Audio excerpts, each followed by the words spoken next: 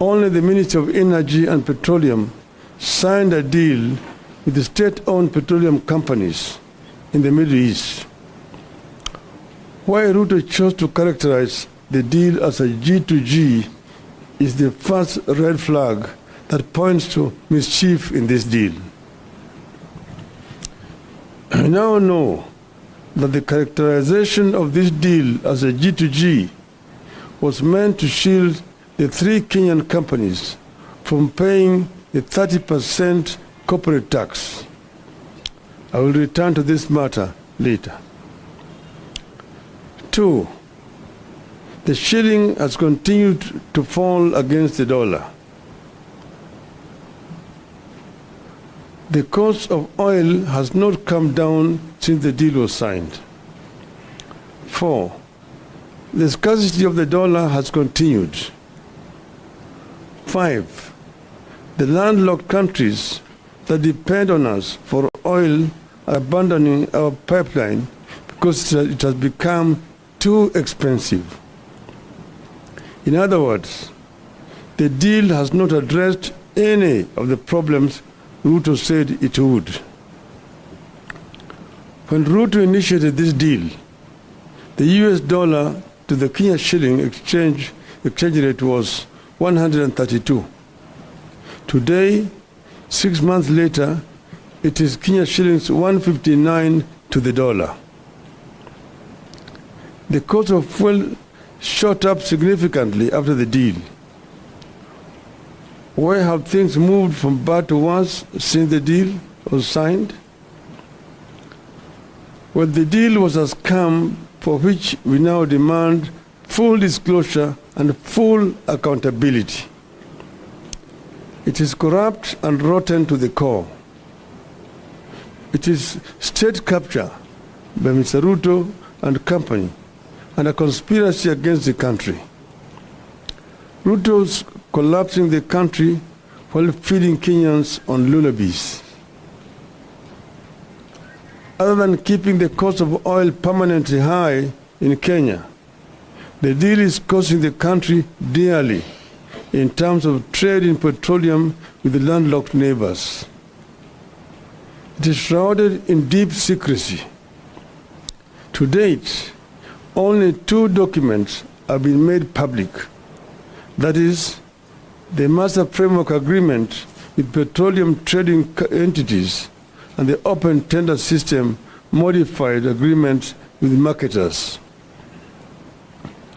The Supplier Purchase Agreement between the Middle East oil firms and the hand-picked distributors in Kenya has never been seen. We challenge Mr. RUTO to publish this document. Nobody knows how Gulf Energy, Galana Oil Kenya Limited, and Oryx Energies Kenya Limited got nominated to handle local logistics. But the hand-picked distributors are selling oil to us at almost twice the price from bulk suppliers. These companies are also manipulating deliveries date ranges so that they can minimize on prices. We know that in August this year, 4 months after the deal, the government allowed Oryx Energies to sell oil at prices that had been inflated by 17%.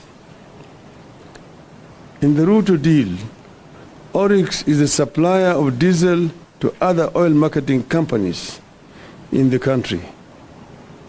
The excuse was to delay in discharging fuel at the jetty. This shady business model is being deployed by all the companies that were retained in the RUTO deal. They buy at low prices, delay discharging, then ask to be allowed to offload at higher prices, and the cost is passed on to the consumers. In the case of Oryx, it had bought the diesel at an average Platts price of $97.88.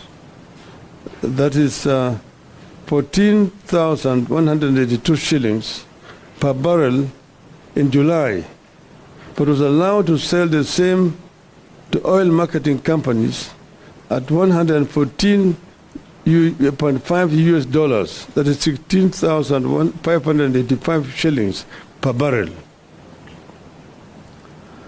Some of the companies charging the higher prices deliver more cargo than they were contracted to deliver, forcing Kenyans to buy more of the oil whose prices are inflated, hence the permanent high prices of petroleum products. The ministry is changing billing month to allow the oil firms quote higher prices. For instance, cargo that was bought in July when the price was low is allowed to quote higher August prices and pass the burden to the consumer. The deal that RUTO hailed as phenomenal has resulted in high landed costs as a result of structuring of the contract. The faults include the double counting of some cost elements and fixed freighted premium, which sometimes are higher by up to $50 per metric ton. The cost is passed on to the consumers. It also lacks flexibility, which further exacerbates the pricing model. Uganda has announced that it will no longer purchase petroleum products from Kenya because middlemen have inflated prices by up to 59%, imposing too high a cost on consumers. The exact same scenario is prevailing here. The middlemen President Museveni is talking about are the Kenya government officials. I repeat, the middlemen President Museveni is talking about are Kenya government officials. The deal has interrupted supply. Gulf Energy, which manages up to 50% of government importation, has been experiencing serious challenges securing letters of credit.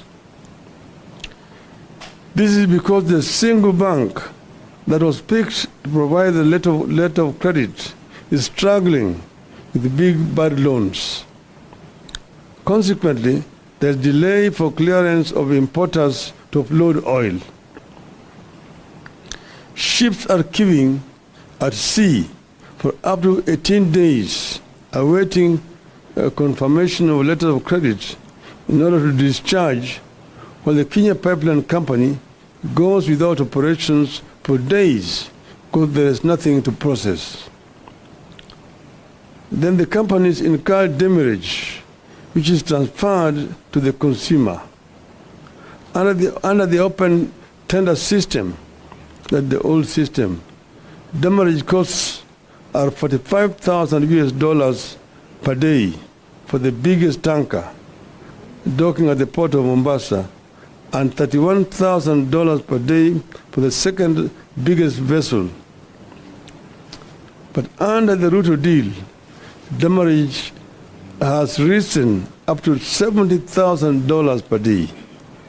This cost is passed on to the consumers at the pump. You will have noticed that Tanzania recently reduced the cost of petroleum products from 1st of November, while Kenyans remain the same or just marginally changed. Tanzania said it was reducing prices because of decrease in the world oil prices by an average of 5.68%, while premiums for importation of petroleum products had decreased by an average of 13% for super petrol, also known as premium motor gasoline or premium motor spirit, and 25% for automotive gas oil or diesel. We will not hear that story here because of the corrupt dealings written into the RUTO deal. As ships accumulate extra charges on the high seas, the money sits in an escrow account in a local bank where it earns interest. It remains unclear who the beneficiaries of the accrued interest is. This deal has led to high cost of oil products sourced through the Northern Corridor transit route, that's Kenya route. The freight and premium rates for the May 2023 cargoes were higher in the Northern Corridor by 61% compared to the Central Corridor. Northern Corridor is the running Mombasa, Nairobi, Malaba, Kampala, and to DRC. The Central Corridor, the one that comes from Dar es Salaam all the way to Rwanda, Uganda, and DRC. That rise in freight and premium is reflected at the pump. That is what has pushed Uganda and other forward markets like South Sudan, Eastern DRC, Rwanda, and Burundi to consider importing goods through the Central Corridor or Tanzania route. Uganda is shifting to the Central Corridor, meaning that they are going to be using the port of Dar es Salaam or Tanga rather than Mombasa. The volume it ferries via Kenya pipeline has dropped by 52% from 70%. So other than making petroleum products ever more costly, the deal is going to kill the Kenya pipeline company as soon as this year. You need to know that it is the Ugandan market that earns the Kenya pipeline company foreign exchange. The transit volumes account for 51% of Kenya pipeline company's revenue, which stands at an average of 2.6 billion shillings per month. When the company loses in the volume transported, it results in higher tariffs, which is transferred to the local consumer in terms of higher cost of petroleum products. A 10% reduction in the transit volumes would result in a 5% increase in tariffs, which is reflected at the pumps in terms of cost of fuel. The change of route by landlocked trading partners will force a number of Kenyan oil marketing companies and logistic firms to close shop. Of course, this leads to job losses, loss of foreign exchange, loss of revenue for the country as a result of KPC losing transit share. Ideally, Kenya should have provided a pipeline and storage capacity allocation for Uganda market. Kenya should also have allowed the direct participation of the Uganda oil marketers in sourcing petroleum products through the Northern Corridor route. But because corruption was written into the deal, the RUTO administration could not allow neighbors in fear of exposure. Consequently, the KPC is set to lose substantial business to Tanzania.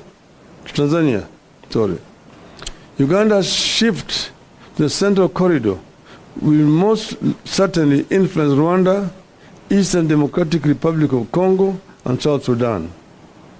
As KPC loses business, it will charge more for its product to stay afloat, hence the ever-rising cost of petroleum products. The deal only ended up creating irregular supplies and higher prices. Open tender system allowed for competitive sourcing of fuel. Monopolistic tendencies for purposes of maximizing profit goes against the demand for efficiency and the need for lower prices. It is going to drive a number of oil marketing firms out of business, leading to job losses and loss of revenue for the government. The deal that RUTO signed with the oil companies has excessively high freights and premiums compared to those witnessed in the open tender systems. They are as high as an additional $50 per metric ton. In the end, Kenya is losing billions of shillings in taxes because the three companies picked to spearhead this deal do not pay the 30% corporate tax.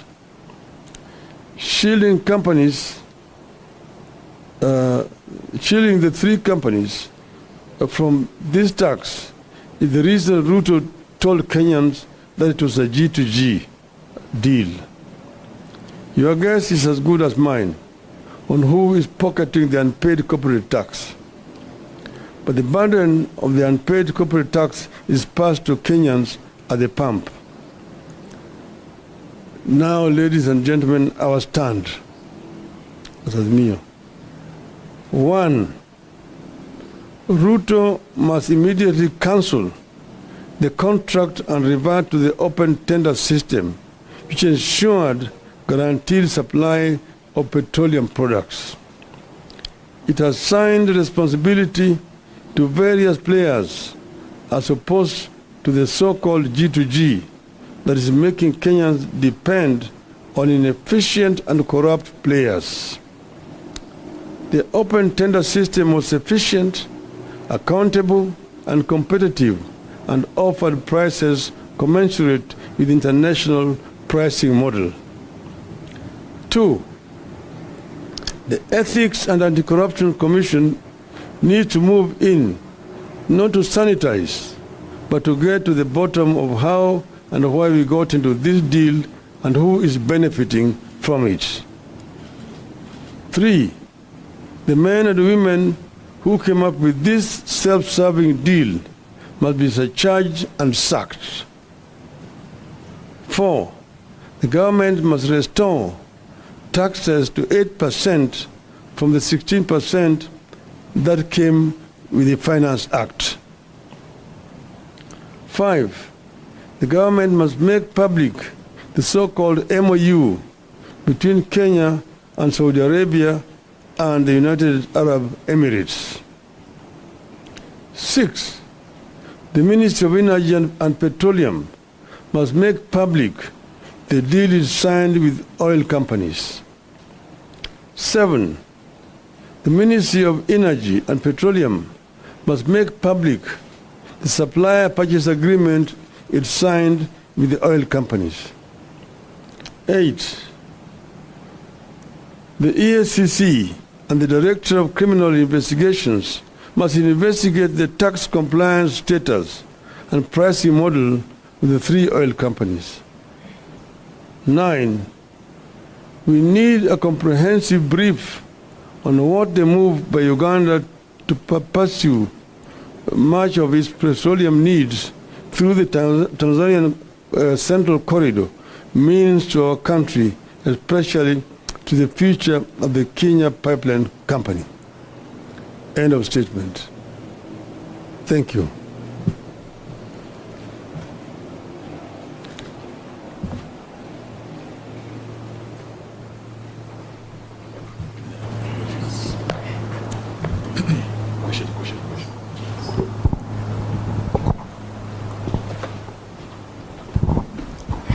Labda kwa Kiswahili, Mheshimiwa Raila, katika siku za majuzi tumeona kama kuna mfanyabiashara tata ambaye anadai kwamba mafuta yake ambayo alileta ilinyakuliwa na serikali. Labda kwa mtazamo wako unaweza semaje kuhusiana na hayo?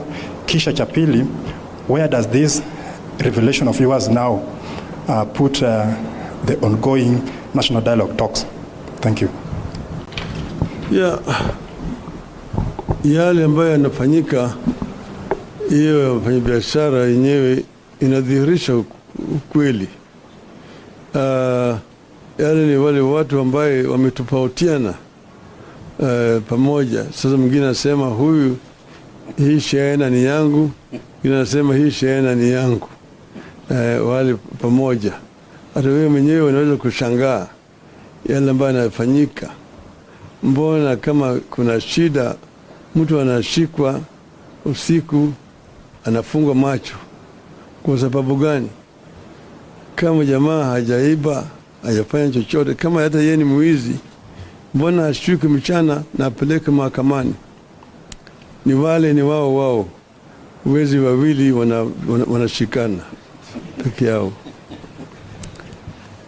upande mwingine sisi tuko na washirika wetu ambayo sisi tulituma kwa yale mazungumzo. Mmoja wao ndugu Eugene Wamala yuko hapa. Sisi tuliwaambia katika yale majadiliano kuna maneno ambayo sisi hatuwezi kuacha nje.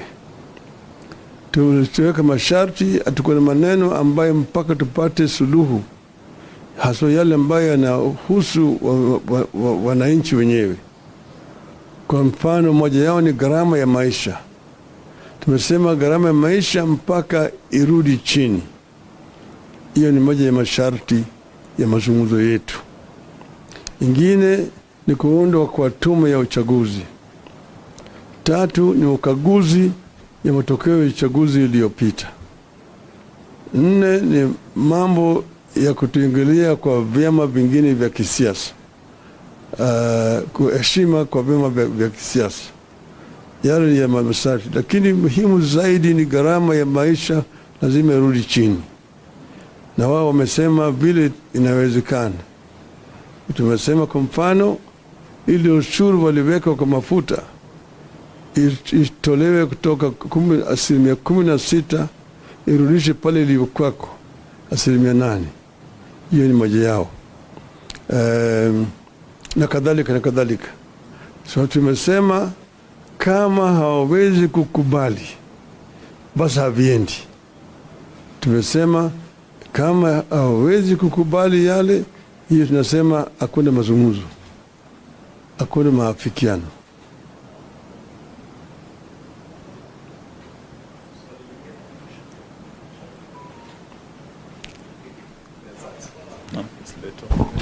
Over the weekend, you alluded that the inflation of prices on petroleum, on fuel, was about 30 shillings.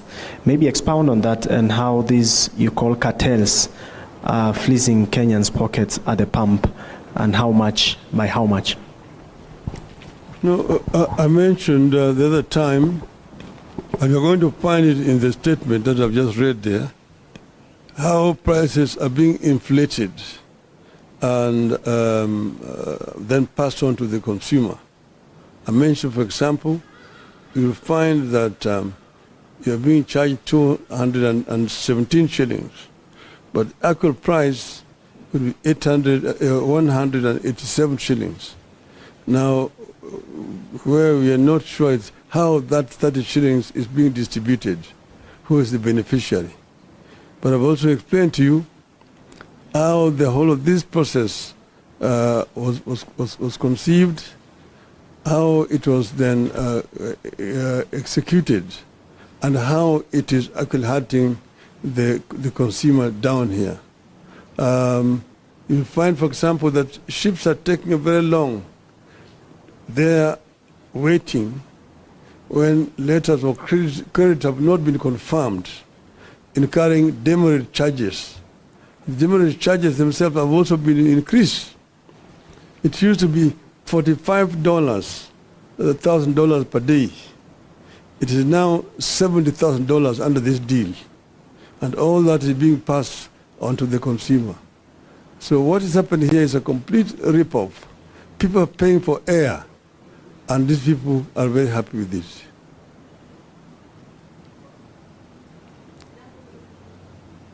Langu ni ombi tu kama unaweza fafanua kwa lugha ya Kiswahili ujumbe wako kuhusiana na swala nzima la mafuta.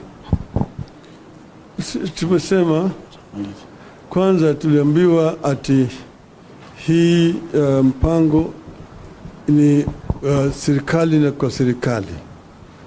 Yaani ndio kwa Kiswahili inaitwa G2G, government to government. Lakini thibitisho iko hapa ya kwamba sio mpango ya serikali kwa serikali. Serikali ya Kenya hajaweka mkataba na serikali ya Saudi Arabia au ya Emirates. Hii ni kati ya wizara ya kawi, yani ya wa Kenya, na makampuni moja ya Emirates na ingine ya kule Saudia moja inaitwa Aramco. Alafu sasa wao hapa makampuni mengine matatu wamepewa kandarasi. Hakuna mtu anajua vile hizo kandarasi lipewa. Manake zamani kulikuwa na kitu ambacho inaitwa open tender system. Mimi kama nilishakuwa waziri wa kawi wakati mwingine, na chini yangu tulikuwa tunafanya makampuni yote ya kuuza mafuta walikuwa wanakubaliwa kushiriki kwenye tenda. Kufanya tenda, alafu unachukua yule ambaye kuna bei ya chini zaidi. Sasa hiyo kampuni ndio inapewa ruhusa ya kwenda kuleta mafuta na kuwauzia wale makampuni zingine hapa. Ikifika tena baada ya miezi mitatu, hiyo tenda nyingine inafanyika namna hiyo. Lakini sasa hiyo imetolewa. Sasa serikali ndio inanunua kutoka katika hizo makampuni mawili ya Saudia na ya Emirates, alafu inakuja kuuzia watu hapa. Lakini hata hakuna ubaya na hiyo. Kinafanyika ni kwamba katikati hapo wameweka vikwazo zingine, alafu ujanja zingine hapo ambayo wanazidisha naye bei. Kwa hivyo bei inakuwa juu zaidi kuliko kama ingekuwa inakuja under ile OTS system. Na hiyo bei yote inapitishwa kwa mwananchi. Mwananchi huko chini inabeba hiyo mzigo. Kwa sababu ya yote pale ambayo yao jamaa wanakula, hapo katikati hapa kuna hii panya ambayo inakula hapo katikati, hiyo ndio inasukumwa kwa wananchi hapa. Na kwa kila lita ambayo unanunua kuna shilingi 30 ambayo imewekwa zaidi juu yake. Na hiyo inakuliwa na hao watu katikati hao. Ndio tumemwambia Bwana Ruto, utuambie sisi hao watu ni kina nani? Na kwa hiyo unawajua, wewe ndio uliwaweka pale. Kwa sababu gani umeweka hao pale? Wananchi wanaumia hapa chini.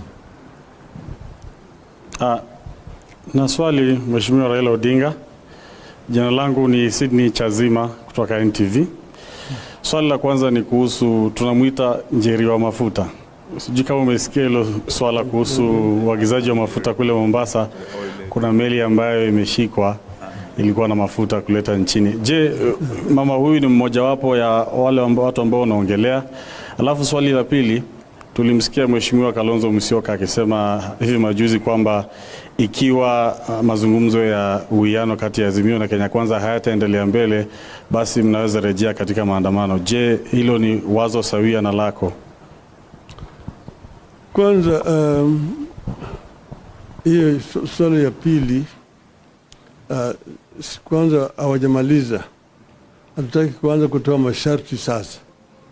Wakifika wakati ambayo itakuwa wametofautiana kabisa, kuna mafikiano, sisi wenyewe tutatoa taarifa yetu.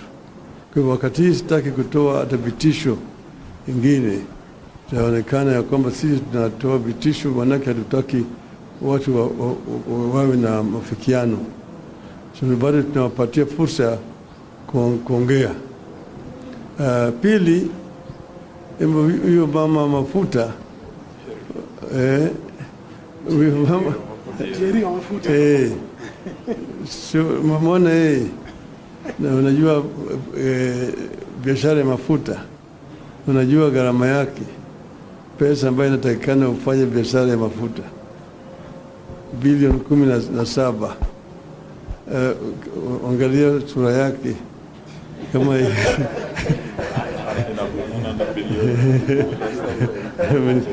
yeye au anawakilisha watu wengine. Sasa wale ambao wanawakilisha ndio tunataka kujua, maana yake mingi ni kama sarakasi. Asanteni sana. Tutatumieni nakala ya dozi ya hii kwa uchambuzi kamili. Asanteni sana.